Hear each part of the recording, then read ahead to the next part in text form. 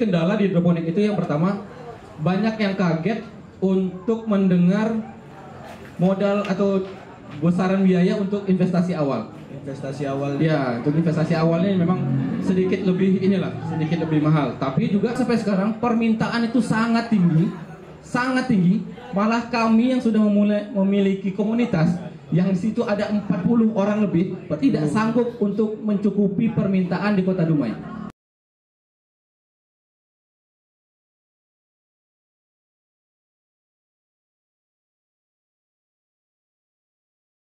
Awalnya itu cuma bermodalkan 2 batang pipa ukuran 3 inci. Nah, itu yang perlu diketahui sama kawan-kawan. Jadi 2 batang pipa itu tadi, Bang. Mulai awal. Ya. 2 batang pipa ukuran 3 inci. 3 inci. Satu pipanya saya potong jadi 2 bagian, saya bagi 2. Ya. Jadi dapat 4 untuk mengalirkan baris. Ngalirkan air sebagai tempat penanamannya. Ya, media baris. Ya. Awalnya itu saya menanam sawi, pakcoy. Awalnya sama, memang waktu itu hasilnya belum sesuai yang diharapkan karena masih baru, masih belajar. Dua kali nyoba tanam, hasilnya semakin bagus. Jadi kan dipajang di depan rumah tuh. Ya. Orang-orang pada ngelihat, tetangga lewat. Apa tuh? Ini apa kok bisa tumbuh tanaman di sini gitu? Iya. Isinya apa? Kok nggak ada tanahnya? Gitu. Situ kita juga sekaligus memperkenalkan lah hidroponik. Iya. Apa enak sayuran begini gitu. Oh, kalau mau coba silahkan bawa aja dulu. Dibawa. Wah. Nah, dari kata-kata silahkan bawa itu lama-kelamaan jadi langganan. Begitulah cara kita dapatkan pasar. Selain kita konsumsi sendiri juga review ke kawan-kawan. Ke awalnya itu kita mulai ke orang-orang dekat kayak saudara, tetangga, kawan kerja, kawan main gitu. Ini coba. Ternyata lagi. Ya, rata-rata sih pengalaman.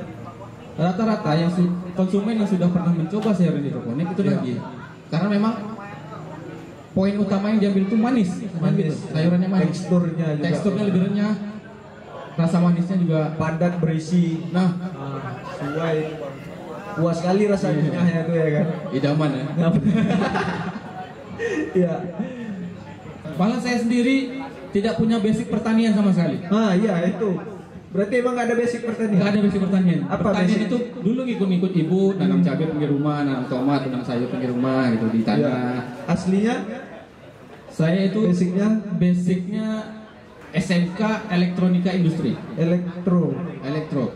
Mainnya di air-air.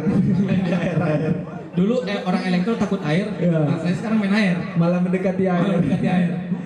Berarti primbonnya emang main air. Ya. Assalamualaikum warahmatullahi wabarakatuh. Selamat malam semuanya.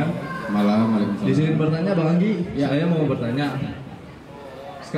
Mewakili kaum milenial. Sekarang ini kan masa pandemi ini mau usaha susah, apapun yang kita buat itu susah. Dan yang Bang Anggi bicarakan hidroponik itu sekarang malah melunjak. Ya pasarannya, gitu kan kurang lebih. Apa sih motivasi awal Abang? Tekad bulat gitu ya, sehingga ini petani gitu ya. Motivator awalnya seperti saya bilang tadi, Om Bob Sadino. Motivasi awal. Itu kan waktu zaman SMP karena keterbatasan dana, keterbatasan peralatan kayak gadget kayak sekarang kan semua gampang dapatnya, informasi apa aja kita bisa dapat. Setelah itu saya ketemu sama teman itu, saya belajar lagi. Belajarnya ini juga otodidak, melalui video YouTube, melalui blog-blog yang ada di internet. Coba sendiri. Memang awalnya kesusahan untuk mendapatkan peralatan hidroponiknya ya.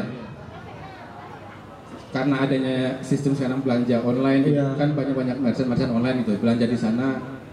Modelnya juga lagi jadi agak naik lah karena ongkos kirim segala macam itu.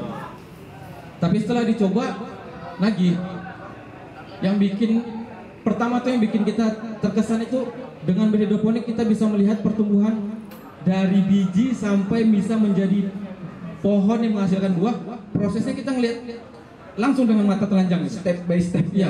Bagaimana pertumbuhan akar tuh dari 1, 2, 5 sampai akar yang begitu banyak, kita bisa ngelihat langsung karena dia tidak tertutup sama tanah. Iya betul. Medianya hanya air yang mengalir. Jadi kayak punya keasikan tersendiri Ya, betul. ya. Dan yang memotivasi saya kenapa saya kekeh di hidroponik ini karena pertama itu ternyata setelah saya berikan sampel ke beberapa orang itu responnya baik, Nggak mengecewakan. responnya baik dan permintaan makin lama makin nambah makanya setelah panen yang keempat apa kelima saya berani menggelontorkan dana sebanyak kurang lebih 15 juta untuk membuat greenhouse. Buat greenhouse. Membuat greenhouse. Wow, greenhouse. Ada nih greenhouse Ya, Bang Kalis. greenhouse. Ada Membuat greenhouse di rumah Bang. Iya, ada greenhouse. Sekarang alhamdulillah sudah ada 2 greenhouse dengan kapasitas kurang lebih 1000 lubang tanam. 1000 lubang tanam. Ya 1000 jadinya. Ada 1000 tanaman yang bisa dihasilkan. Wow. Keren. 1000. Kalau misalnya dirasa income nggak bagus, saya nggak mungkin berani untuk mengeluarkan dana sampai segitu.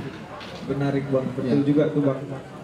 Karena jadi kayak sia-sia aja kita. Ya, betul. Tapi ini karena memang prospek, udah sekalian Ya. aja. Dan dengan pembangunan greenhouse itu, kalau kita continue terus tanpa ada jeda menanamnya, kita bisa menjaga kualitas. Ya kurang lebih 3 tahun modal balik lah. Balik Bang. Ya. Bisa-bisa baliknya sampai berlebih-lebih kayak. Ya, yang makanya jual hidroponik itu sebenarnya besarnya di investasi awal. investasi awal. Semacam instalasi, Ya. kalau misalnya mau bagus pakai greenhouse, itu kan modalnya juga nggak sedikit gitu. Ya. Untuk greenhouse ukuran 4x6 saya kemarin habisnya sekitar 14 sampai 15. 14 sampai 15. Tapi ya hasil dari yang bisa kita dapatkan juga tidak mengecewakan. Menarik. Kalau misalnya bikin yang sederhana Bang untuk rumah sendiri aja dulu. Sederhana gampang. Harus tetap mengalir airnya atau bisa di. Jadi di hidroponik itu ada beberapa cara penanaman, ada beberapa jenis teknik penanaman. Ada yang pakai paralon atau pakai talang, Ya. itu biasanya menggunakan sistem NFT dan juga DFT. NFT dan DFT itu. Ya, itu nutrien film teknik sama deep DFT, deep flow teknik. Flow itu berarti dia ngalir ya. Ya, dia ngalir. Iya. Yang satu alirannya tipis kayak lapisan film, yang satu ada kayak genangan sekitar 1 sampai setengah senti. Oke. Ya, terus ada juga yang namanya floating raft atau kita bilang rakit apung, seperti rakit yang ada di sungai, danau. Jadi tanaman itu ngambangnya di atas itu. Dengan Itu media styrofoam. tetap ngalir enggak? Itu kayak kita bikin semacam bak kolam, tapi di dalam kolam itu kita fasilitasi dengan pompa. Pompa yang untuk memutar airnya sekaligus mensuplai oksigen. Oke, berarti tetap harus ada mesin kecil Bang. Ya, Mesin. ada juga yang paling sederhana itu namanya sistem wick. Jadi menggunakan ember atau baskom, Ya. kita tanami tanaman di atasnya, di bawahnya ada air yang menggenang. Ya. Udah itu aja cukup. Bisa. Bisa. Berarti untuk di rumah kalau konsumsi pribadi bisa Bang. Bisa, ya? sangat bisa. Bisa sekali. Atau mau yang lebih minim budget lagi, pakai ini. Box bekas buah itu. Ya. Ya. Kan ada box styrofoam bekas buah tuh. Styrofoam putih Ya, itu bisa muat sampai kalau untuk tanaman selada sekitar 6 bisa lah. Nah, kalau kangkung bisa sampai 12 tanaman. Nah, 12 kangkung. Kalau kangkung ini udah dipotong tinggal batang sampai ke akar, masih mau hidup? Masih bisa. Nah, kalau sistem yang tidak mengalir itu, tantangan utamanya itu adalah jentik nyamuk. Oh iya juga Bang. Ya. Bisa DBD nanti Bang. Ya, makanya kadang di sistem yang tidak mengalir itu kita kasih kayak aerator lah, pembuat gelembung. Ya. Jadi meminimalisir tumbuhnya jentik di wadah penampungan. Oh, air yang gelembung-gelembung Ya, itu. kayak di akuarium kan bikin Ya, ya. gelembungnya itu. Nah, kita masukin itu. Meminimalisir jentik-jentik hidup di sana. Nyamuk bertelur lah Bang. Ya, betul. Sedap. Ada lagi kawan-kawan yang mau Ya. bertanya? Lagi Bang? Lagi gaskan. Tambuh Ci. Pokoknya sampai jelas, sampai bikin besok. Ya Bang Anggi, mungkin saya ingin bertanya lagi. Saya masih penasaran tentang pemasaran hidroponik sendiri. Ya. Nah, ternyata masyarakat ini untuk buah, sayuran, atau obat-obatan lah, Herbal gitu. ya herbal Nah. gitu, sering bertanya, apakah pasaran ke minimarket atau supermarket harus ada sertifikat BPOM, Badan Penguji Obat dan Makanan kan? Iya, iya. Nah, apakah itu perlu atau tidak gitu Bang? Nah, mungkin itu sekian, terima kasih. Iya, menarik pertanyaannya. BPOM perlu sertifikasi bang. Ya. Mana itu bang? Untuk kebun-kebun profesional di setiap produknya sekarang sudah mencantumkan izin kelayakan dari Badan Pengawas Obat dan Makanan. Tetap izin BPOM bang. Ada izin BPOM. Ada sudah juga mencantumkan logo halal. Logo halal. Logo halal. Ya. Jadi kita daftarkan dulu, diverifikasi, diuji apakah betul cocok, kalau tidak kan selesai. Tapi untuk sampai sekarang ini saya masih belum daftarkan ke BPOM, karena memang segmennya masih belum memerlukan itu. Berarti tergantung kita masarkannya di Ya, kayak misalnya masuk ke mall sendiri masih belum membutuhkan itu. Masih belum diwajibkan. Belum menjadi syarat utama gitu.